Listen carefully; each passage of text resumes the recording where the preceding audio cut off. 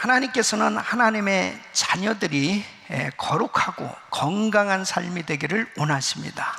그래서 이 이스라엘 백성들에게 이 레위기 1장부터 10장까지는 제사법을 통해서 죄인된 백성들이 어떻게 하나님을 만날 수 있는지, 하나님을 만날 수 있도록 이 제사법을 가르쳐 주셨습니다.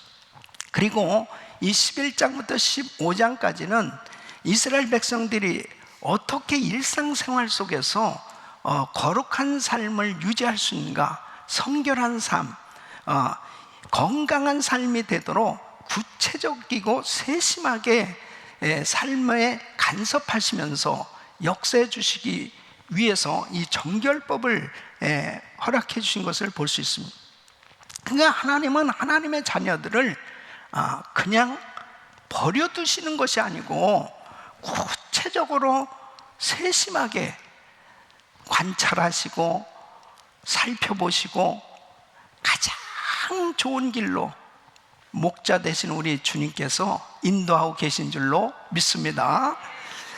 그래서 이제 이 13장, 24장 계속해서 일상생활 가운데 이 정결법에 대해서 말씀하는 거예요. 그래서 어제에 이어서 오늘도 이 13장에서는 이제 제사장이 제사 드리는 것만 사역하는 것이 아니고 이 백성들의 그 질병에 관한 것까지도 구체적으로 진단하고 또 조치를 취하도록 이 정결법을 이렇게 다루도록 하는 내용입니다. 그래서 29절로 30절 말씀 보면 남자나 여자의 머리에나 수염에 환부가 있으면 제사장은 진찰할지니 환부가 피부보다 우묵하고 그 자리에 누르스름하고 가는 털이 있으면 그가 그를 부정하다 할 것은 이는 오미라 머리에나 수염에 발생한 나병이니라. 그래서 이제 어떤 이 피부병의 증상이든지 이게 이 나병인가 아닌가 그것을 이제 판단하는 거예요. 이 판단이 확실하게 서지 않으면 7일간 격리하고 상태를 보고 그 다음에 아직 온전하지 못하면 다시 7일을 또 격리합니다. 이 2주를 격리하게 한단 말이에요. 그 다음에 이제 이 확실하게 나병이다 그렇게 진단이 되면 레위기 오늘 이 13장 45절 46절에 보면 나병 환자는 옷을 찢고 머리를 풀며 윗 입술을 가리고 외치기를 부정하다 부정하다 할 것이요 병 있는 날 동안은 늘 부정할 것이라 그가 부정한 즉 혼자 살 때에 진영 밖에서 살지니라 그랬습니다.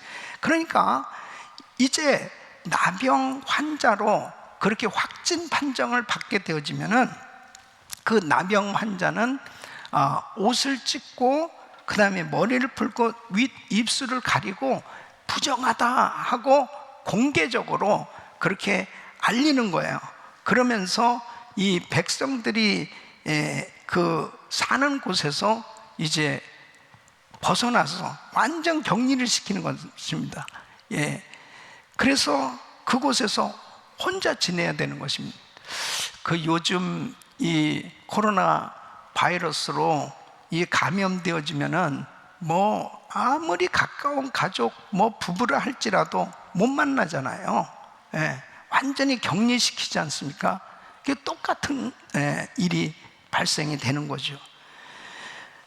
이렇게 아주 확실하게 철저히 이 정결법을 지키도록 했습니다. 그 이유가 뭐냐면 역시 이스라엘 백성들이 천막을 치고 공동체로 함께 모여서 살고 있었기 때문에 만일 이 전염병이 퍼지게 되어지면 뭐 삽시간에 그 이스라엘 백성들에게 다 퍼지게 되는 죽을 수밖에 없는 거죠. 그 사회가 건강하게 세워질 수 없기 때문에 이 법은 철저하게 지키도록 그렇게 했던 것을 볼 수 있습니다. 오늘날도요 이 전염병은 이 격리가 우선 첫째예요. 격리되어지지 않고서는 막아낼 길이 없는 거죠. 그래서 이 전 세계가 지금 코로나 팬데믹 상황 가운데 다 격리되고 있지 않습니까? 하나님께서 이미 그때 당시에도 아주 구체적으로 이렇게 이 전염병을 어떻게 하면 치료하고 예방할 것이냐, 또 이런 상황 가운데 어떻게 이 공동체를 지킬 것이냐, 이런 것들에 대해서 자세하게 인도해 주셨던 걸 볼 수 있습니다. 그 다음에 이 47절부터 보면은 이 의복이나 이 가죽에 생기는 이 곰팡이에 대해서 이제 이러한 것들이 발생했을 때 이 제사장이 어떻게 조치를 해야 될 거냐 하는 것을 말씀을 하고 있어요. 그래서 그 곰팡이 난 옷이 빨게 되어서 깨끗하게 되면 뭐 정한 거지만, 그렇지 못할 경우는 불살라 버리도록 그렇게 규정을 하게 됩니다. 그러니까 제사장은 이 제사만 드리도록 그렇게 그 사역만 하는 것이 아니고, 이렇게 백성들이 살아가면서 질병에 걸렸을 때 그것을 상담하고, 그 다음에 구체적으로 뭐 확진 판정, 그 다음에 그것에 대한 조치, 이런 것들을 다 제사장이 맡아서 하겠습니다. 이거 백성들의 이 공중 보건 건강에 중요한 역할을 맡았습니다. 사실 저도요, 이 팬데믹 상황이 되니까 정말 우리 성도들의 이 건강 안전에 대해서 뭐 어느 때보다도 더 관심을 갖지 않을 수 없었습니다. 그것은 뭐 생명하고 직결되니까요. 그래서 뭐 좋은 약들 이런 것도 어쨌든 우리 의료 선교부에 부탁을 해서 뭐 준비도 하고, 그리고 기도도 해주고 약도 보내주고, 뭐 하여튼 모든 방법을 다 동원해서 어떻게든지 성도님들이 이 팬데믹 상황 속에서 바이러스의 그 위협으로부터 보호를 받을까, 그렇게 지금까지도 하고 있는 거죠. 근데 참 감사한 것은 하나님께서 은혜를 주셔서 우리 성도들을 치료해 주시고 건강하게 해 주시고 인도해 주셨습니다. 할렐루야, 하나님께 감사. 그 예수님께서도 문둥병자를 고치신단 말이에요. 격리되어 있는 사람들을 만나 주셔서 고쳐 주셨는데, 자, 그러면 깨끗하게 문둥병자가 고침을 받았어요. 그 받았을 때 마태복음 8장 4절에 보면은 예수께서 삼가 아무에게도 이르지 말고 다만 가서 제사장에게 내 몸을 보이고 모세가 명한 예물을 드려 그들에게 입증하라 하시니라. 그러니까 우리 예수님께서 문둥병자를 고쳐주고, 야, 이제 너 뭐 완전히 건강하게 됐으니까 네 마음대로 살아, 이렇게 말씀하시지 않고 먼저 제사장에게 보이라고 이 사회법을 인정하신 거예요. 그때 당시에 아무리 이제 문둥병자가 깨끗함을 받았다 하더라도 제사장이 이제 이 음성 판정을 딱 해주고 사인을 해줘야 정상적으로 이 생활을 할 수 있었거든요. 그래서 제사장에게 내 몸을 보이라고 했던 것입니다. 우리가 이렇게 병에 걸렸다 하면 중요한 것은 하나님 앞에 먼저 내 자신이 영적으로 바로 세워질 수 있도록 기도하면서 또 의사도 만나고 처방도 받고 약도 먹고 필요하면 수술도 받을 수 있는 거예요. 이런 모든 것들이 다 필요한 겁니다. 그러나 중요한 것은 하나님이 고쳐주셔야 되는 거예요. 하나님이 만져주셔야 되는 거예요. 그러니까 모든 치료를 해주시는 분은 여호와 라파, 치유하시는 하나님이시다. 그리고 이렇게 교회 공동체가 얼마나 중요한가 하는 것을 이번 팬데믹을 통해서 우리 성도님들이 너무 잘 아셨을 거예요. 예? 우리 그룹에서 확진자가 한 명이라도 나오면 바로 즉시 저한테 연락이 됩니다. 그리고 우리 공동체가 같이 기도하는 거예요. 이게 뭐 부끄러운 게 아니니까. 뭐 전염병이니까 직장에서 걸릴 수도 있죠. 예, 일하다 걸릴 수도 있죠. 그런데 중요한 것은 우리가 이 문제를 가지고 같이 기도하고 또 약도 먹고 그러면서 하나님께서 치유해 주셔서 회복시켜 주시는 것을 경험하고 있잖아요. 공동체가 얼마나 중요한 거예요. 우리가 항상 하나님은 나를 사랑하셔서 건강하고 정결하게 살기를 원하시는 걸 믿으시기 바랍니다. 자, 마가복음 3장 13절로 19절 보면 이제 주님께서 12제자를 택하시고 이제 그들에게 전도하도록 그 사역을 맡겨 주시고 그들에게 능력을 주셔서 사역을 감당하게 하시는 내용입니다.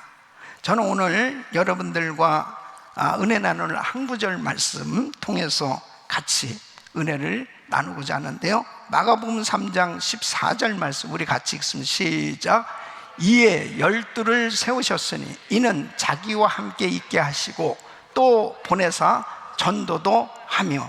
아멘. 주님께서 이 땅에 오신 목적이 뭡니까? 이 땅을 구원하시기 위해서, 이 세상을 구원하시기 위해서 이 땅에 오셨어요. 그래서 주님께서 이 세계 복음화, 온 땅에 복음을 전하게 하시기 위한 하나님께서 복음 전파를 위해서 쓰신 전략에 대해서 오늘 말씀을 하고 있습니다. 주님께서 복음 전파를 위해서 쓰신 방법이 뭐냐? 첫째는 제자 훈련이었습니다. 제자 훈련. 우리 주님께서 오늘 이 말씀은 이에 12를 세우셨으니, 예수님께서 많은 사람들에게 복음을 전하셨어요. 많은 사람들을 치료해 주셨습니다. 은혜를 베풀어 주셨는데 100명을 부른 것도 아니고 1000명을 부른 것도 아니고 12를 먼저 택하셨습니다. 그 12를 택하신 그 이유가 뭐냐? 그 12를 이제 주님께서 십자가를 지시고 이 구원 사역을 이루시고 죽으시고 승천하시게 되면 이 땅에 교회를 세워주시는데, 바로 그 12 제자들을 통해서 이제 주님께서 하신 그 사역을 위임하셔서 이 땅에 또 다른 제자들을 계속 세워가는 것, 이것이 바로 주님의 비전이셨습니다. 그래서 마태복음 28장 18절로 20절 말씀 보면 예수께서 나와 말씀하여 이르실 때 하늘과 땅의 모든 권세를 내게 주셨으니 그러므로 너희는 가서 모든 족속으로 모든 민족을 제자로 삼아. 그래서 모든 민족을 제자로 삼아라. 이것이 바로 주님의 이 땅에 남겨진 공생의 3년 동안 이 12를 위해서, 그동안에 한 사람 가룟 유다는 물론 실패를 했습니다. 가룟 유다는 탈락했지만 그 11제자를 데리시고 이제 승천하시기 전에 말씀하신 것이 바로 이 말씀입니다. 너희는 가서 모든 족속으로 제자를 삼아라. 이 제자 삼는 이 사역을 감당하도록 그렇게 비전을 주시는 걸 볼 수 있습니다. 그래서 이 제자들을 부르셨어요. 그 12사람은 부르셨는데 그 제자들의 면면을 보면 어떻습니까? 면면을 보면은 뭐 대단한 어떤 학식이나 뭐 문벌이나 또 여러 가지 그들의 그 환경을 보면은 대단한 사람들이 없어요. 평범한 사람들, 어부들이었고 평범한 사람들이었다면, 그래서 고린도전서 1장 26절 말씀 보면 그렇습니다. 형제들아, 너희를 부르심을 보라. 육체를 따라 지혜로운 자가 많지 아니하며 능한 자가 많지 아니하며 문벌 좋은 자가 많지 아니하도다. 그러니까 평범한 사람들을 주님께서 부르셔서 그들에게 능력을 부어주셔서 하나님의 일을 맡겨주시는 것을 볼 수 있습니다. 그러니까 중요한 것은 뭐냐면 반드시 내 실력 가지고 주님의 일을 하는 게 아니에요. 내가 가지고 있는 어떤 능력을 가지고 주님의 일을 하는 게 아니고 주님께서 부르시고 주님께서 친히 능력을 부어주시는 것입니다. 그러니까 주님의 능력을 받아서 우리는 일을 하는 거예요. 그래서 제자 훈련이 필요한 겁니다. 만일 내가 예수 믿고 제자 훈련을 받지 아니해도 된다 하는 것은 상당한 교만인 것입니다. 나는 내가 어느 대학을 나왔고 나는 어떤 정말 이런 세상적으로 사회적으로도 이런 경험과 직분이 있고 이런 리더고 그렇기 때문에 나는 그냥 교회에서 얼마든지 무슨 일이든지 내가 할 수 있습니다. 그게 가능합니까? 안 되잖아요. 영적인 공동체는 반드시 주님께서 주시는 훈련을 받아야 되는 거예요. 아무리 오랫동안 세상적으로 훈련을 많이 받은 분이라도 일단 예수 믿고 교회에서 신앙생활이 시작되어지면 세상적으로 훈련받았던 것들은 나중에는 쓰임 받을 수 있겠지만 먼저 영적인 공동체인 교회에서 영적인 훈련을 먼저 받아야 바로 주님의 제자로 쓰임을 받을 수 있는 겁니다. 그래서 결단코 예수님의 제자들이 교만할 수 없도록 하시기 위해서 하나님께서는 평범한 사람들을 부르셔서 그들에게 능력을 부어주시니까 베드로부터 시작해서 정말 순교하기까지, 그리고 그들이 가서 사역을 할 때마다 엄청난 하나님의 성령의 역사가 나타나는 이런 놀라운 복음 사역에 귀하게 쓰임받게 된 줄로 믿습니다. 그래서 여러분, 교회는 이렇게 큰 건물이 목표가 아니고 교회의 한 성도가 훌륭한 제자로 세워지는 것이 목표가 되어야 되는 것입니다. 그러니까 우리 교회에 얼마나 많은 성도가 나왔느냐, 우리 교회를 다니고 있느냐, 그것보다도 더 중요한 것이 뭐냐, 한 성도가 예수님의 제자가 되었느냐 이거예요. 이것이 제 사역의 목표예요. 이것은 주님이 우리 교회에 주신 목표입니다. 성도 한 사람 한 사람이 예수님의 제자로 세워져야 되는 것입니다. 그래서 바로 주님의 제자로 세워졌을 때 그 주님의 제자는 가서 또 다른 주님의 제자를 세울 수 있게 되는 것이지, 내가 주님의 제자가 되지 못했는데 너희는 가서 모든 족속으로 제자를 삼아, 이 말씀이 이루어질 수 있겠냐고요. 그래서 우리 성도님들은 정말 주님의 제자로 세워질 수 있기를 바랍니다. 여러분 한 분 한 분이 주님의 제자다, 나는 주님의 제자가 됩니다. 여러분 보세요, 예수님 앞에 얼마나 많은 사람들이 모여와서 은혜를 받았습니다. 얼마나 많은 사람들이 병고침을 받았어요. 얼마나 많은 사람이 오병의 기적을 경험했을 때 와, 저분 정말 대단한 분이다. 그래서 수많은 사람들이 예수님께 몰렸다니까요. 그러니까 정말 예수님은 팬이 많으셨어요. 팬이, 팬 아시죠?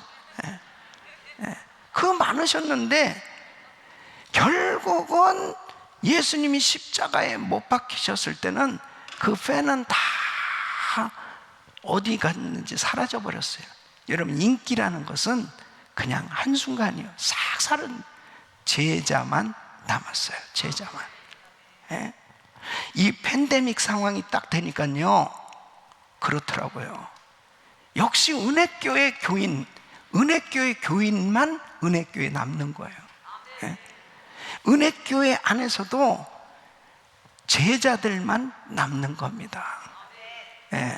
한번 샥 이렇게 막 1년 이상 계속 이 온라인으로 예배, 요즘 이렇게 교회 나오니까 정말 이렇게 이제 교회 성도님들이 있네. 한동안 제가 그냥 계속 카메라만 보면서 성전은 텅텅 비었죠. 이런 가운데서 과연 앞으로 팬데믹 끝나도 교인들이, 은혜교회 교인들이 나올 것이냐? 저는 확실히 믿는 것은 우리 은혜교인들은 다 나옵니다. 분명히 예수님의 제자들이 되었다면 나올 것이고, 제자가 아닌 사람들은 안 나오겠죠. 팬은 많아요. 그런데 정말 제자인가? 나는 예수님의 제자인가? 예수님의 제자는요, 고난이 와도 환난이 와도 주님을 떠나지 않는 거예요. 주님 안 떠나요. 그게 예수님의 제자예요. 그래서 예수님의 제자들은 다 순교했지 않습니까? 복음을 위해서 순교한 예수님의 제자들로 세워지시기를 바랍니다. 자, 예수님의 제자가 되도록 하시기 위해서 주님께서는 저들을 어떻게 하셨어요? 저들과 함께 하셨다. 저들과 함께 하셨습니다. 자, 그래서 자기와 함께 있게 하시고 그랬습니다. 이게 제자 훈련입니다. 그러니까 예수님께서 제자들과 함께 지내셨다고요. 함께 하셨습니다. 그 함께 하신 것은 뭐냐면, 예수님이 리더시잖아요. 예수님이 제자들에게 삶으로 본을 보이신 거예요. 이게 제자 훈련입니다. 그러니까 보세요. 예수님께서 기도를 가르쳐 주셨습니다. 제자들에게 기도가 너무 중요하다. 그래서 마태복음 6장 9절에 보면, 그러므로 너희는 이렇게 기도하라, 이렇게 기도하라고 가르쳐 주셨어요. 그 다음에 예수님이 가르쳐 주시기만 했습니까? 마가복음 1장 35절 보면 새벽, 오히려 미명에 한적한 곳을 찾아서 새벽 기도를 하셨고요.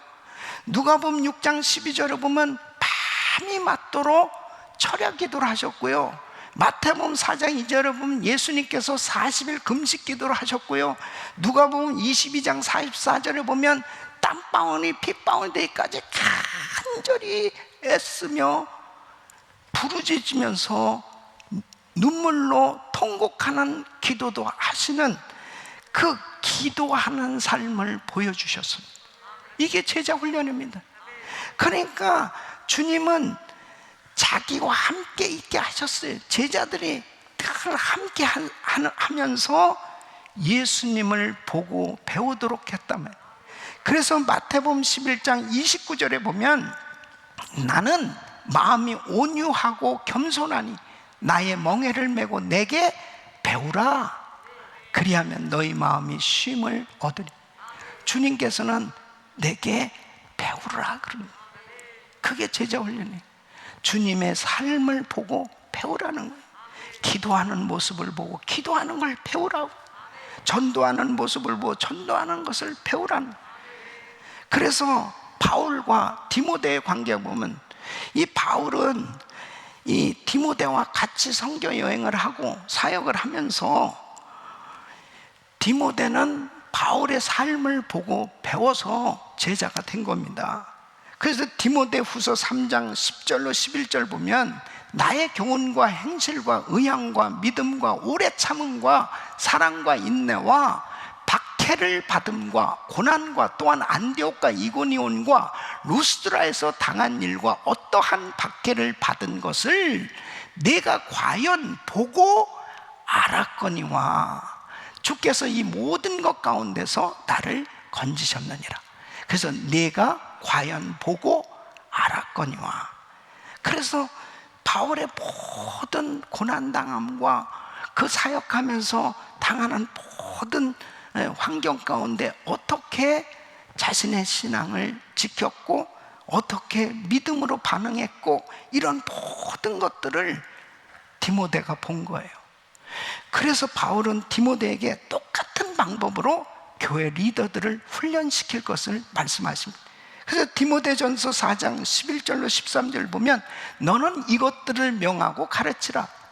누구든지 내 연소함을 업신여기지 못하게 하고 오직 말과 행실과 사랑과 믿음과 정절에 있어서 믿는 자에게 본이 되어, 믿는 자에게 본이 되어, 믿는 자에게 본이 되어 내가 이를 때까지 읽는 것과 권하는 것과 가르치는 것에 전념하라. 그렇게 말. 그러니까 주님의 제자로 세워지기 위해서는 반드시 주님과 함께하는 시간을 가져야 됩니다. 그래야 주님을 배울 수 있는. 그러면 우리 성도님들이 예수님의 제자들처럼 늘 주님과 함께할 수 있는 방법이 뭘까요? 우리도 정말 주님의 제자가 돼야 되겠는데, 주님의 제자가 되기 위해서는 주님과 늘 함께하는 시간을 가져야 되거든요. 그러기 위해서는 첫째, 날마다 예배의 삶이 되어야 하는 거예요. 정말 능력 예배자가 되어야 되는 거예요. 예배 들을 때마다 하나님을 만나는 시간이 되어야 되는 거예요. 예배는 하나님과 교제하는, 하나님과 만나는 시간이잖아요. 그러니까 날마다 하나님 앞에 예배하면 주님을 닮아가게 돼 있어요. 그냥 찬양이 저절로 나오고요, 그냥 이 하나님의 말씀을 들으면서 자신이 계속 주님과 더 가까워지는 시간이 되지 않습니까? 여러분, 우리가 1000번째 기도하면서 정말 큰 축복을 받은 것은 날마다 예배자가 되는 것입니다. 두 번째는 날마다 말씀 묵상의 삶이 되어야 됩니다. 여러분, 이렇게 바이블 타임으로 계속 하나님 말씀을 읽어 나가고 있습니다. 계속 말씀을 묵상하는 가운데 어떻습니까? 우리 삶의 전반의 모든 것에 대해서 구체적으로 내가 말씀을 읽으면서 하나님의 음성을 듣게 되지 않습니까? 아, 주님이 오늘은 이런 말씀을 주시는구나. 그러니까 그 말씀을 묵상하면서 이 말씀이 마음판에 새겨지기 시작하면요, 이 말씀이 수술하기 시작한다니까요. 나의 심령을 수술하기 시작하는. 말씀은 살았고 운동력에서 자유의 날쌘 어떤 검보다도 예리하여 혼과 영과 및 골수와 관절을 찔러 쪼개기까지 하는 이 하나님의 말씀이 나를 하나님의 온전한 사람으로 세워주신단 말이에요. 그래서 이 말씀 묵상하는 것이 그렇게 중요한, 이것이 무슨 지식으로요, 뭐 조금 더 많은 지식을 내가 가져야 되겠다, 지식을 습득하기 위한 정도가 아니에요. 하나님의 온전한 사람으로 만들어지는 훈련의 시간입니다. 세 번째는 날마다 기도의 삶이 되어야 하는. 데살로니가전서 5장 17절 보면 쉬지 말고 기도하는. 기도는 영적인 호흡입니다. 하나님과 대화하는 거예요. 그러니까 날마다 하나님과 대화하니까 어떻습니까? 주님의 제자로 훈련되어지기 시작하는 거죠. 기도의 사람들이 되시기를 바랍니다. 1000번째 기도하면서 우리가 큰 혜택을 입은 것은 기도의 사람이 되는 거예요. 기도하는 것이 얼마나 중요해요. 네 번째는 주 안에서 성도와의 교제의 삶이 되어야 됩니다. 이 성도와의 교제의 삶이 얼마나 중요한지 모릅니다. 내가 말씀을 배우고 말씀을 알고 있는 것을 어떻게 적용할 수 있냐 말이에요. 그것은 가정교회, 우리 그룹에 속해서 가정교회에서 또 부서에서 사역하면서 적용이 이루어집니다. 그러니까 나 혼자 있을 때는 그냥 하나님께 기도하고 감사하고 예배 잘 드리는 것 같은데, 몇 사람 속에 공동체 안에 들어가면 내가 금방 드러난다니까요. 나의 부족한 인격, 나의 부족한 그런 모습들이 그냥 적나라하게 드러나기 시작합니다. 그것을 두려워하시면 안 돼요. 때로는 부딪힐 수도 있습니다. 때로는 상처를 주고받을 수도 있어요. 그런데 그것을 통해서 우리는 훈련되어지는 것입니다. 그렇게 나 상처받기 싫어. 그래서 가정교회에서 가정교회를 피하고 그룹을 피하고 부서를 피하잖아요. 그러면 나는 정말 하나님이 기뻐하시는 제자로 세워지려면 또 광야 생활을 한참 지나야 됩니다. 또 오랜 시간을 보내는 그 어려운 시간을 통과하셔야 돼요. 상처도 받고 상처도 주지만 그 과정을 통해서 말씀을 깨닫게 되는 거예요. 주여, 제가 부족하군요. 주님 용서해 주세요.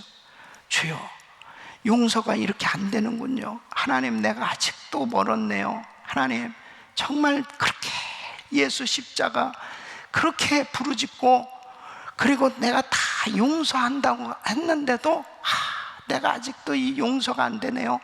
이런 걸 뭘 통해서 알 수가 있겠어요? 결국은 어떤 우리 공동체 안에서 일어난 사건을 통해서 그런 말씀을 적용하고 내가 지금 말씀에 지금 순종이 되는지 안 되는지를 알 수 있지, 그런 공동체에 내가 조직에 속하지 않으면 그 말씀이 정말 내 삶 속에 그대로 내가 실행하고 있는지 이런 걸 잘 알 길이 없습니다. 그러니까 어떤 사람들은 교회가 이렇게 다 천사 같은 사람만 있는 줄 알았더니 천사가 아니고 독사였네 그러면서 교회를 떠나야 되겠다 그러잖아요. 그러면 다른 곳엔 더 큰 독사 2마리가 기다리고 있어요. 예? 그러면 어디가 그러면은 천사들만 있겠느냐? 이 세상에 어떤 교회도 천사만 있는 교회는 없습니다. 천국에만 있습니다. 예. 공동묘지에만 있습니다. 아주 조용합니다. 공동묘지 가면 사람 사는 곳은요 다 싸우고 지지고 볶고 그런 문제 속에 있는 거예요. 그런데 중요한 것은 그 속에서 내가 주님의 제자로 세워지는 거예요. 그 속에서 내가 건강한 주님의 제자로 세워지는 거예요. 이 과정을 하나님께서, 예수님의 제자들 보세요. 그렇게 주홍 같은 기가 막힌 하나님의 말씀을 듣고서도요 길거리에서 서로 싸웠다니까요. 제자들이 서로 누가 높냐고 서로 싸웠다니까요. 나는 그 말씀을 읽을 때 너무 은혜가 되는 거예요. 제자들 예수님하고 함께 지내는데도 피 튀기고 싸우는데 그리고 가룟 유다 12제자 가운데 가룟 유다가 나왔다는 게 또 감동이 되지 않습니까? 예수님도 제자 훈련 실패하셨다. 그러니까 인생은요 죄인이라 주님의 은혜가 있어야 사는 거예요.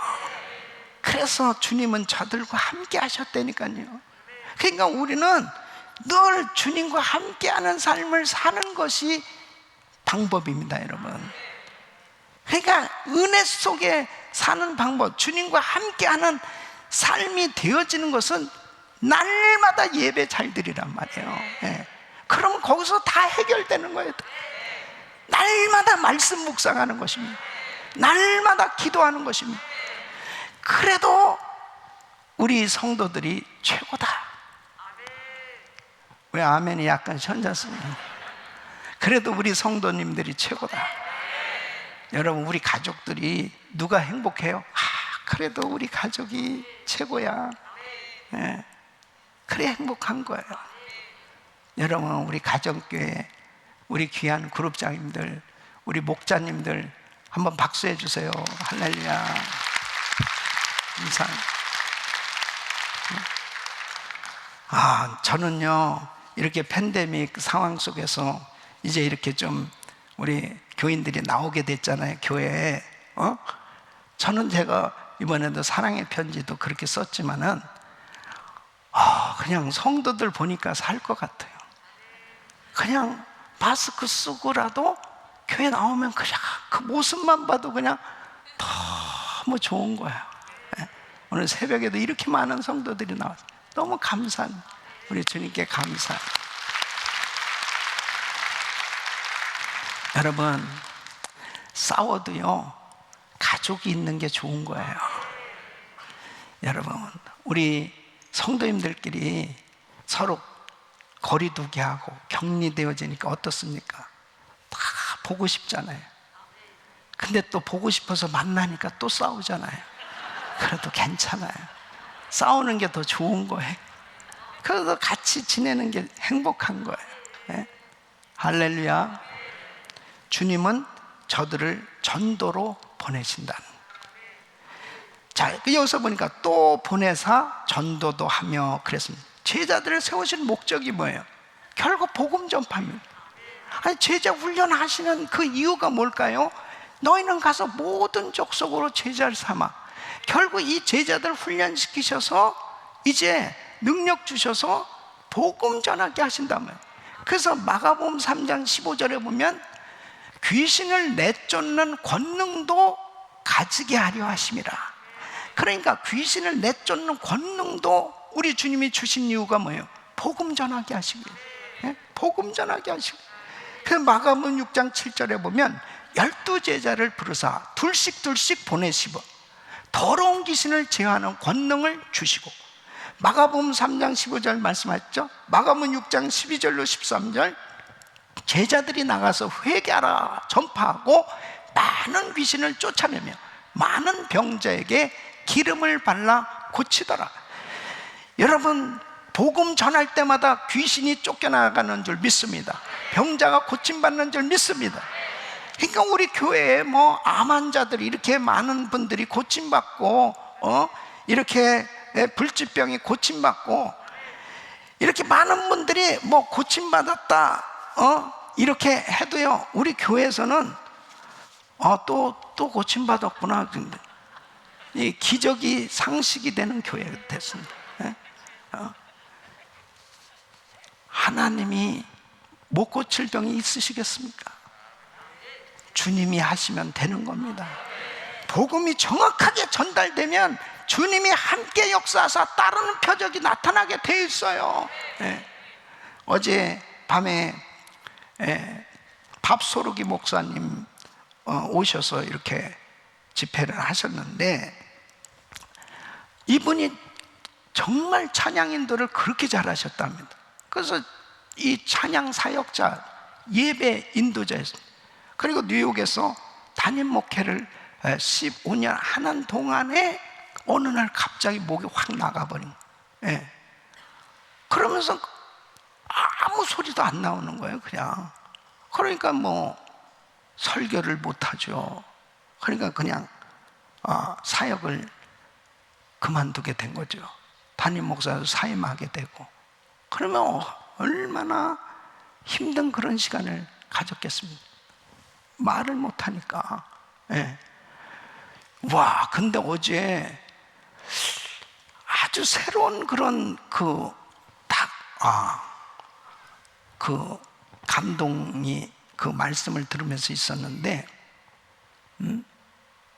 어떤 성도가 정말 목사님 아직도 말하면 아프십니까? 아파요. 그러니까 I'm sorry 그러면서 정말 이렇게 안타까워하니까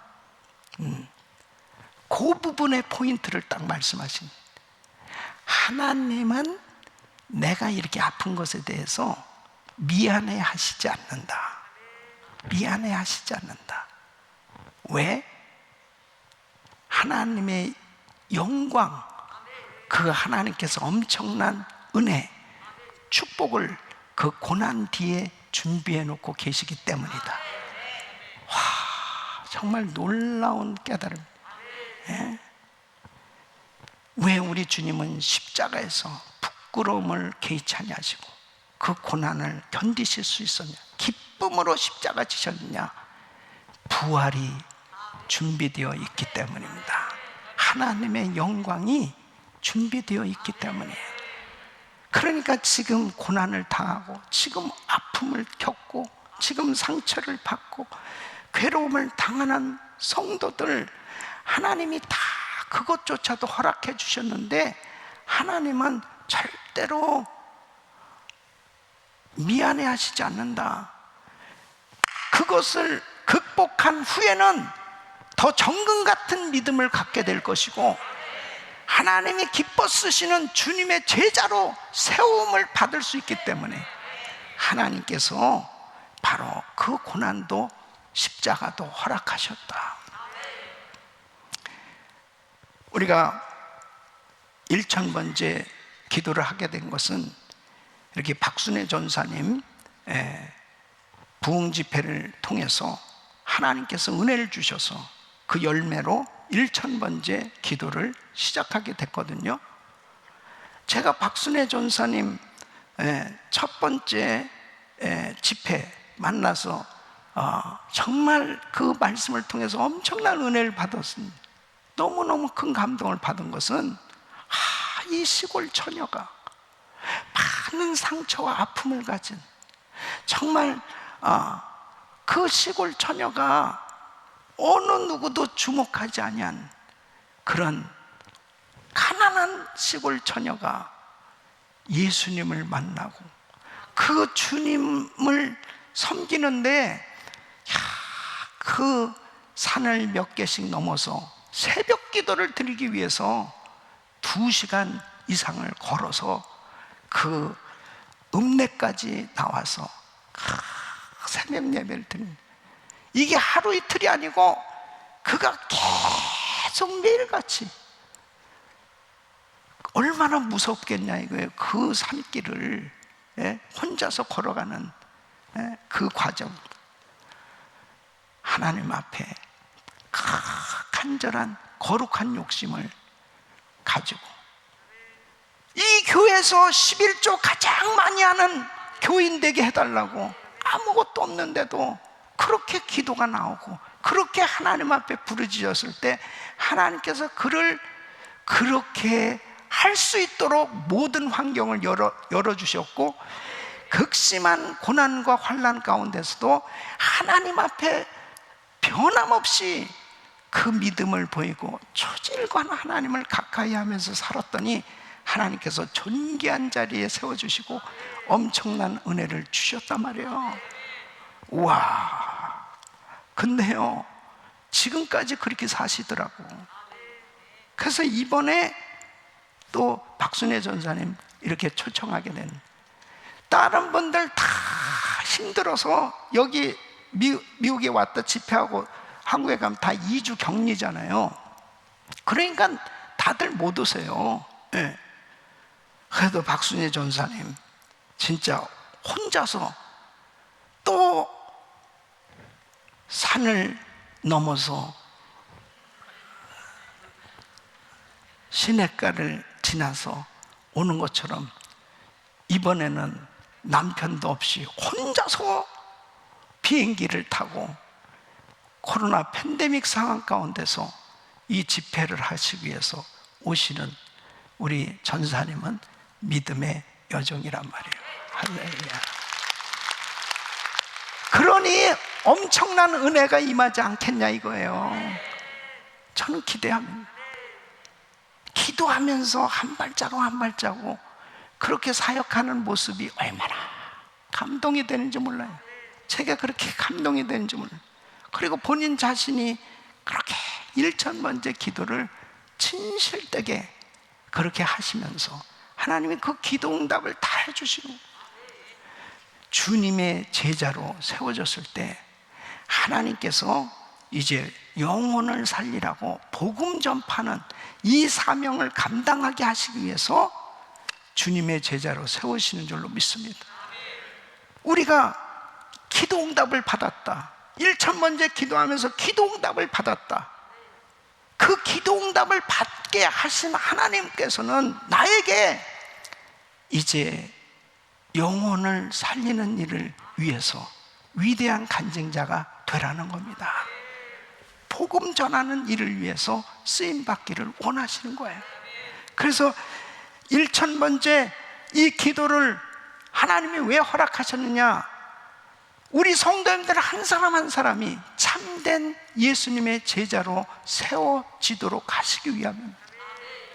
기도하면서 이 기도가 습관이 되고 예배가 습관이 되어지고, 그래서 주님과 함께하는 삶이 그냥 자연스럽게 이루어지는 주님의 제자로 세워져서 때를 얻든지 못 얻든지 이 복음 전함으로 허다한 많은 영혼들을 주님 앞에 인도하는, 우리 주변에 아직도 방황하는 수많은 사람들이 있습니다. 선생님, 저를 보고 예수를 믿으시죠? 저 예수님 만나서 너무 행복하면, 너무 감사합니다. 하나님께서 나에게 이렇게 역사해 주셨습니다. 바로 응답을 주시는 이유는 그 예수님을 나의 삶을 통해서 전하게 하시길 원하시는 것입니다. 그리고 이제 땅끝까지 복음을 전하는 세계 선교를 감당케 하시기를 원하시는 것입니다. 하나님께서 이 팬데믹 상황 속에 그동안에 선교하지 못하고 단기 선교팀들 꼼짝없이 1년간 가지도 못하고 이렇게 온라인으로 그 다음에 집중해서 예배에 전심을 다해서 1000번째 기도를 하게 하신 그 이유는 하나님께서 이제 준비시키셔서 복음 전하도록 우리를 사용해 주신 줄로 믿습니다. 우리 사랑하는 성도 여러분, 이제 여러분들은 이 1000번째 기도를 해야 되는 이 이유를 다시 한번 확실하게 붙들어대신 그 이유는 단 한 가지, 예수님과 함께하는 시간을 갖자. 그래서 나는 주님의 참된 제자로 세워지는 것이다. 그래서 하나님은 우리에게 1000번째 기도를 허락해 주시고 우리를 지금까지 훈련시켜 주시는 줄로 믿습니다. 우리 사랑하는 성도 여러분, 오늘 이 새벽에 주님의 음성 들으시고 더욱더 이 팬데믹 상황 속에서 하나님의 제자로 아름답게 세워져 갈 수 있기를 예수 그리스도 이름으로 축원합니다.